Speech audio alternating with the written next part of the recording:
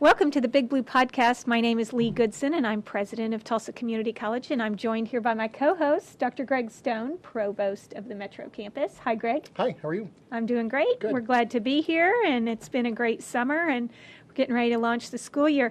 Today, we are here with Josh Barnes and Lisa Haldeman of the library, and we're going to learn about a variety of things going on at the library, and we'll just go ahead and dive right in. And so we wanted to ask you both today a little bit about the special programs that the library has throughout the year, and kind of tell us what we've got coming up this year. We're always looking for the programs that the library offers, excited to see them. We know it engages our students. So tell us what we can look forward to this year. I think that we're really excited. The library always tries to do really great programming for our students and to really get them involved in the activities that the library is doing. So every year we do Paint the Zoo Blue. We have a table and give out information. Love to see the families and everything like that. Banned Books Week is going to be coming up in September, and that's a great time that we get to highlight books that have been banned, either in schools or at other academic institutions. And we usually have where we'll have someone hold a picture or hold a banned book, and they get to talk about why that's their favorite banned book. So we also have displays at all 4 of the campus libraries. What's your favorite banned book? Mine is probably To Kill a Mockingbird, and I absolutely love it since it's very timely. Fahrenheit 451 is also one of my absolute favorites as well. I'd probably say 1984. Yeah. That's a great one. So we also offer lunch and learns throughout the academic year, and these are where we talk about different timely things that are going on. At Northeast, we're going to be having a fake news lunch and learn in November. We're also going to be partnering with TCCL, Tulsa City County Library, in September to talk about resources that both the library at TCC offers, as well as what Tulsa City County Library will offer as well. As always, on our finals week, at every one of our campuses, we have canines and coffee. And so this is an opportunity for the dogs to come out, for students to love on the dogs. You get some coffee. And then, of course, we've got our blind book date in February, where we match you up with a book.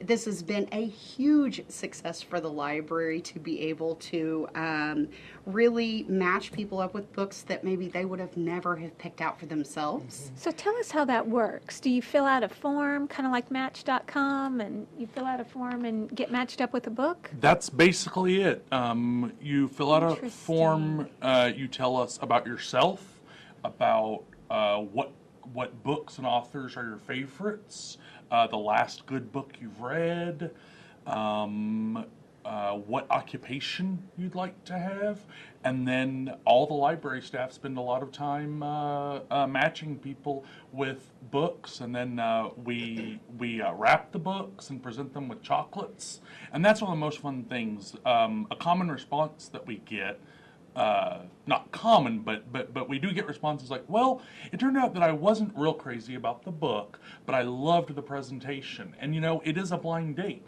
Sometimes you're not crazy about who you get matched with, but people just love the presentation, and we get a lot of good responses on the books that we match people with. Most people really love finding, as Lisa said, finding a new book that they would have never read on their own.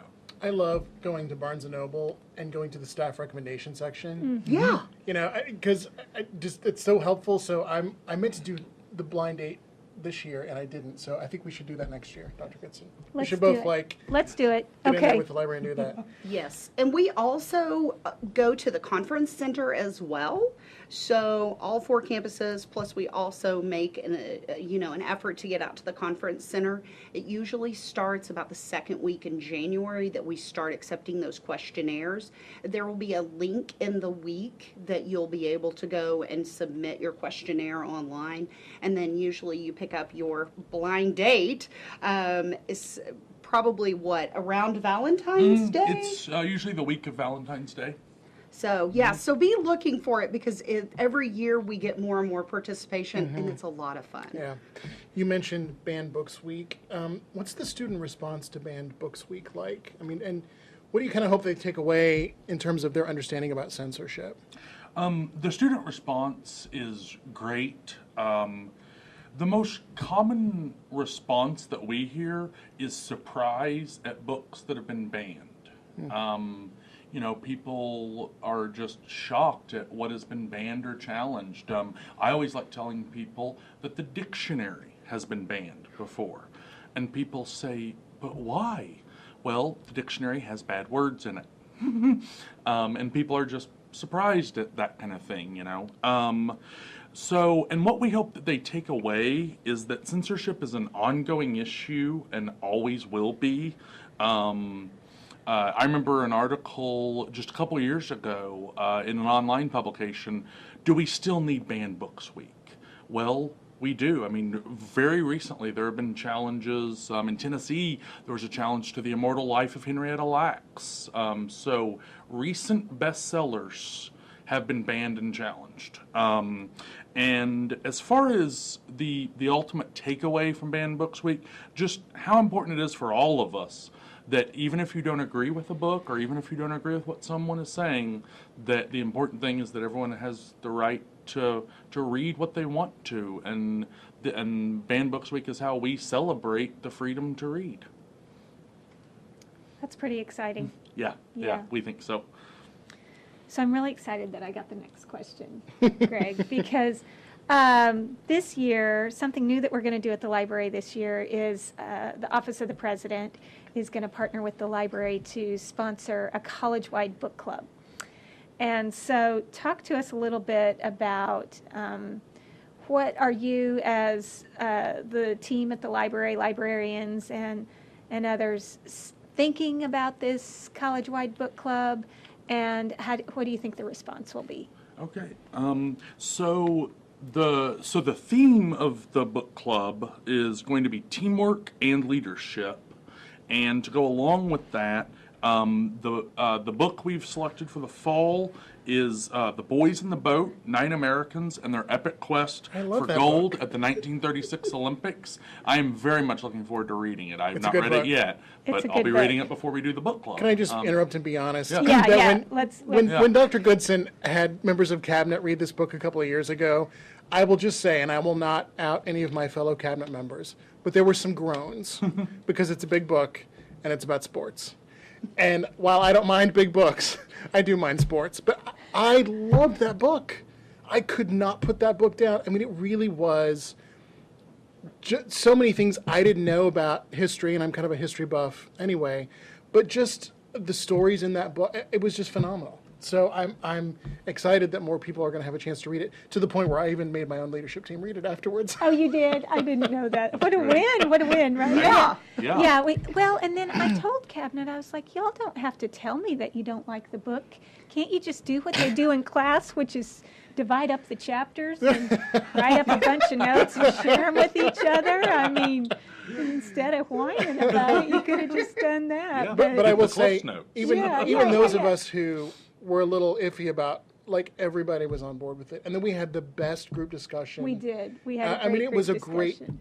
team building moment. So I just Yeah, and then we followed that up last year with the checklist manifesto, and it Oh, was nice. about 50-50. A lot of people couldn't stand it. Yeah. So anyway, that's fine. I'm not there to make everybody happy. You know, it's just to explore both fiction and nonfiction there. So good. Okay, keep going. So we're going to read The Boys in the Boat. Yes. Yes. I think the response is going to be very good because I know everyone who's heard what book we're doing, their response was the same as your response, Greg. Just very excited about it. So we're really looking forward to that. We're working out a location, and of course, this is going to be for faculty and staff. Yep. But I wanted to say, any students out there listening that hear, oh, a book club, that sounds awesome. go to your campus student life and start a book club and come to the library, and someone at the library would be, I bet you can find someone that would want to be an advisor for that.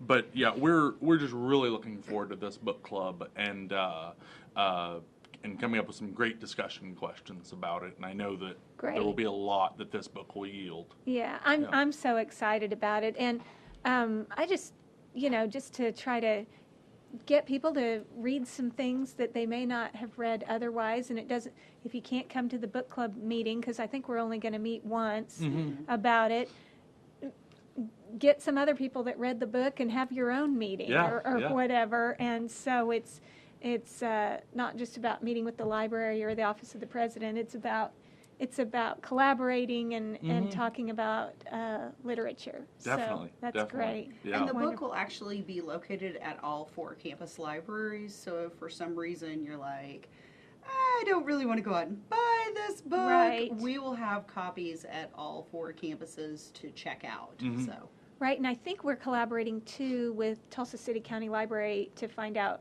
how many copies they have of it also. I think that there's just a real collective effort to make Yes. sure whoever needs a free copy of it or a borrowed copy of it is going to have access to that for sure. And then even if you end up having to buy your own copy, we did try to select books that, I think you can find this book for $10, Yeah, I think So it's pretty inexpensive we now. tried It's to been out select a affordable while. books. Yeah.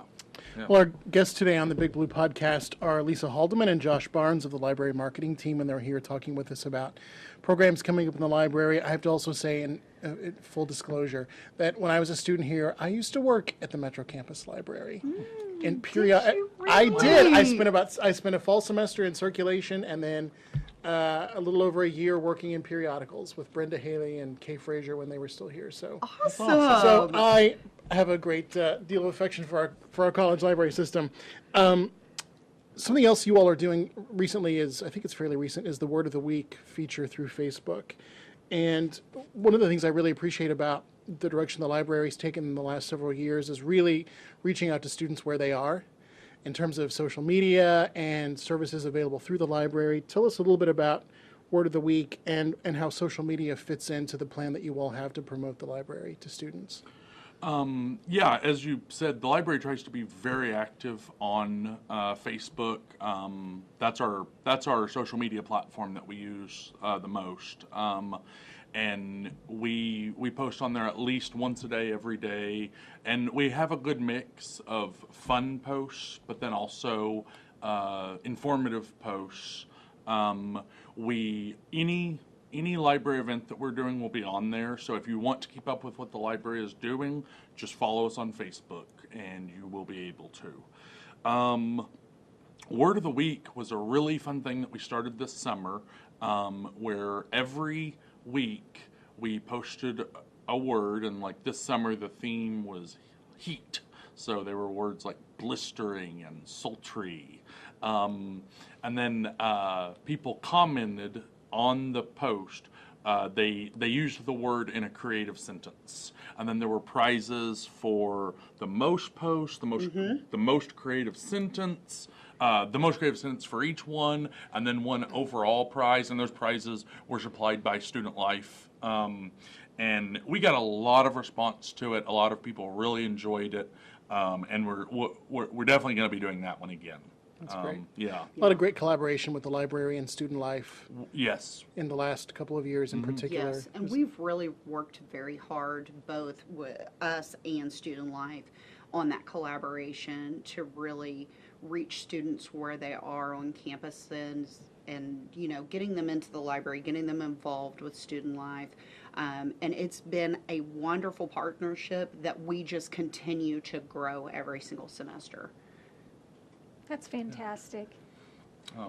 And while we're on the subject of social media, also the library website is, of course, another great resource to find out about what's going on. We have a slideshow on the website, which tells about things that are going on currently and things that we offer currently. And then, of course, you can search our catalog for books and videos and databases. We have research guides on every subject. and you can get off-campus help through our Get Help button on the website. You do not have to be in a library to get library help. And then, of course, you can also reserve study rooms, schedule a research consultation, and faculty can schedule library instruction for their classes through our website as well. So you've got some exciting new resources are they already available to our students or getting ready to be available? And can you tell us about them? And Yes. Yes. Okay, so they are actually available right now. One of the apps that we are now have a free access to for our faculty and students is the New York Times Pass Access, and it gives students, faculty, staff access to NewYorkTimes.com and the New York Times app, okay, which is really fantastic. That's current New York Times and archived New York Times, okay? Really? And so we're really excited about offering this since the Times is a very important piece of literature and The paper of record. Exactly. And so we wanted to be able to offer that. Faculty have access to some really great educator resources on the New York Times as well to be able to incorporate the New York Times into their curriculum. So we're really excited. We also added a lot of resources from Gale. Gale is one of our larger databases that we offer besides EBSCO, and within Gale we offer smaller databases. And so some of the new databases that we're offering includes Academic One File, Interactive Human Anatomy, which is great. Go look at it because you can actually take the human body, you can take parts of it and look and manipulate different parts of the human body to be able to look at and see. so do we have some of our faculty using that in their classes, such as PTA and some of the health sciences? So far, we just got this at the I very see. end of the spring. Okay. And so we are actually going to do a faculty flyer this week, as a matter of fact, to all of our allied health, nursing, science course to the faculty for those courses so that they have information about this database because it is a phenomenal database. Anybody can go look at it. Highly, highly recommended. If you want to see the heart, they've got an activity with it. You can take the heart apart. You can look at the different veins and arteries. Wow. So, but we've also got other databases, business and physical therapy, and music. So a wide variety of new databases that we're offering. And that's going to be located on the library's website under the Articles and Databases tab. So. That's great. Fabulous. We just have a couple minutes left, so just quickly before we get to the big question that we always ask all of our guests, you talked about, Josh, reserving study rooms and some other things that are available through the library's website. Any other just basic services that it's always good to remind faculty and staff as well as students of? It's great to go find something fun to read, Yes, right? yes, I mean, it's not yes. just about students doing research, but there's a lot of great, just fun stuff to do in the library as well. Certainly. Well, as you said, study rooms are a great place to study if you're just studying by yourself, or you've got a study group or a team project that you're doing. You can reserve those study rooms out way ahead of time. So some people like to plan out their semester and plan out their study schedule. We also have one-on-one research consultations with librarians. That's a really great way to get started on a research project. You can meet with a librarian and just have some really good one-on-one help. And of course, walk-ins are welcome as well. We have the think tank collaboration rooms at Metro, Northeast, and Southeast, and the Meditation Center at West. And then, as you referenced, the library is also just a place to relax. We have leisure reading, which is our popular fiction collection, and we also have movies for checkout. And graphic novels? Yeah, and graphic Exactly. novels. A really exciting graphic novel Yep, collection absolutely. that we've built. I think the main thing that we really want to stress is that The library does not exist just solely for research and for the purposes of, hey, this is my education, and now that I'm done, I'm never going to use the library ever again. We want students, faculty, and staff to know that the library meets their needs here, as well as to help them get resources from Tulsa City County Library as well. That's fabulous. Well, we have one more question, and it's the big question. We ask it at the end of every show. So if you were to go back in time and give your 18-year-old self some advice, what would it be? Lisa, you want to go first? Whatever you think you're going to be doing at 18, you will not be doing at 40.